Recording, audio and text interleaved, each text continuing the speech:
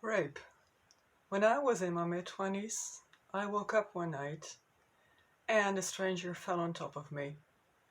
I was living in a student flat at the time and there were no thermostats in those rooms. My room often got very hot, so I had opened the door to my balcony. A fatal move, but then again, it taught me a lot about rape because I was clueless. Just like everyone else, I thought that people who got raped deserved it one way or another.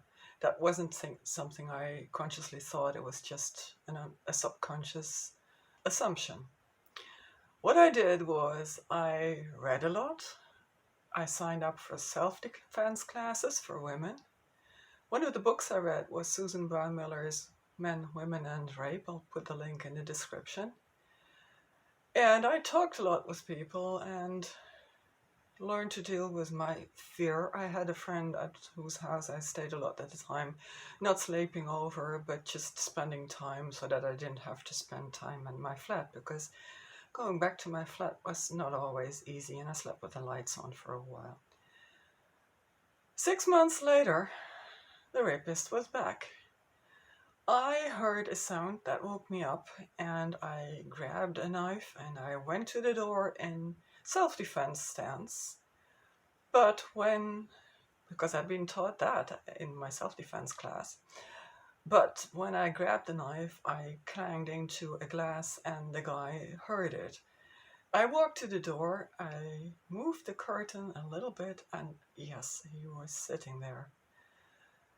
He jumped up, jumped over the balcony, and got away. Then housing management, whatever it was called, helped me move to a different building, and I moved to the 13th or 14th floor, something like that. And my new neighbor said, if he tries to climb onto your balcony here, we'll all grab him and throw him off the balcony. That was a really nice welcome. Here's the thing, I don't remember when that was. It was a long time ago, but I used to have the date in my mind for a long time.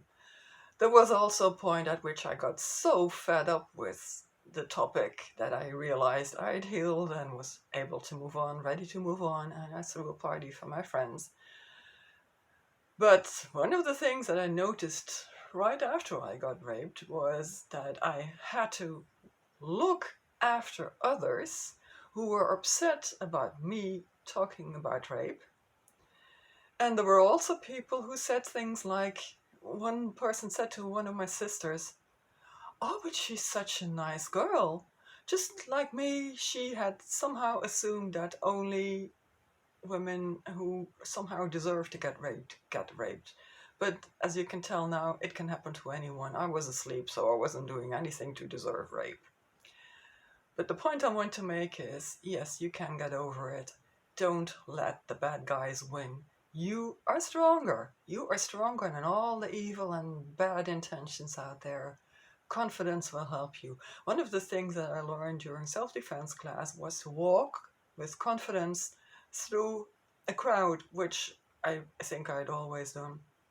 And maybe I stopped doing that for a while, I don't know. But confidence, that alone will put people off. And one great thing to build confidence is to use your bare hand to break a wooden plank. I didn't know I could do that, but I could. And another thing that happened was during the self-defense course, during the first session that we had, it happened to be me who was asked to explain to the rest of the group why I was there. So I said what had happened to me, and I had realized that I had absolutely no idea how to defend myself, and that I wanted to learn a little bit. It makes you feel better. And I think me having to talk about that encouraged the others to talk about their reasons more freely. It's again, it was a long time ago, and I'm in my early 60s now, and that was in my mid 20s. But there are still people who assume that I am burdened by that. No, like I said, a while ago, I realized I don't even remember when exactly it happened. It's no longer etched in my mind, that date. So yes, you can heal. It may take you a while, but don't run away from it. Tackle it. Don't hide.